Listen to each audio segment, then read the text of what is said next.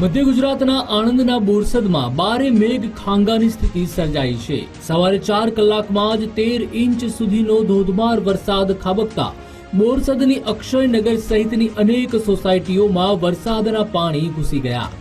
ઘરોની બહાર પડેલા 2 વ્હીલર અને 4 વ્હીલર પાણીમાં ગળાડૂબ થયા તો નીચાણવાળા વિસ્તાર વન તળાવના સંખ્યાબંધ કાચા ઝૂંપડામાં પાણી ફરી વળતા લોકોની ઘરવખરી પલળી ગઈ। બોરસદનો વન તળાવ વિસ્તાર કે જ્યાં અત્યારે કમરથી પણ ઉપર એટલે છાતી સુધીના પાણી છે જે આ વિસ્તારમાં ભરાઈ ચૂક્યા છે। કેમેરા પર્સન નિકુંજ છે જે સીધા જ આ દ્રશ્યો છે તે દર્શાવી રહ્યા છે।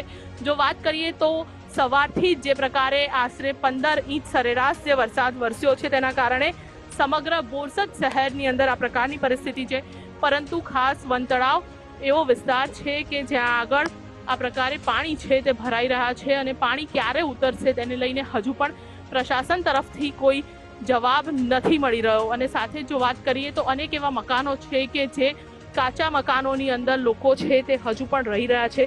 પ્રશાસન દ્વારા અનેક વખત પ્રયાસ કરવામાં આવ્યો કે લોકો બહાર આવે, તેમ છતાં પણ લોકો છે તે માની નથી રહ્યા અને ક્યાંક પોતાના જીવનું જોખમ પણ કરતા નજરે પડી રહ્યા છે। અંદરની પરિસ્થિતિ એ પ્રકારની છે કે હજુ પણ અંદર પાણીનું સ્તર છે તે સતત વધી રહ્યું છે અને બીજી તરફ છે તે લોકો બહાર આવવા માટે માની નથી રહ્યા।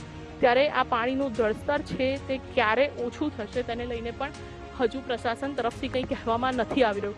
પરંતુ જે પરિસ્થિતિનું નિર્માણ થયું છે તેને જોતાં ક્યાંક એવું લાગે છે કે આ પરિસ્થિતિ છે તે આગામી 2 થી 3 દિવસ કરતાં પણ વધારે સમય છે તે આ વિસ્તારમાં પાણી ઉતરતા લાગી શકે છે અને આ વિસ્તારના જે લોકો છે તેમની હાલાકી છે તે તેમની તેમ જ રહેશે।